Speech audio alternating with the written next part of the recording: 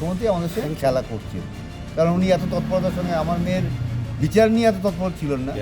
সঞ্জয় ফাঁসি হচ্ছে না বলে উনি এত তৎপর হয়ে হাইকোর্টে অনেক পরদিন প্রথম দিন থেকে সেই জন্য তো আমাদের টাকা পয়সা দিয়ে মুখ বন্ধ করার চেষ্টা হচ্ছে। তো সেক্ষেত্রে রাজ্য সরকার প্রায় বলে থাকে খেলা হবে খেলা হবে।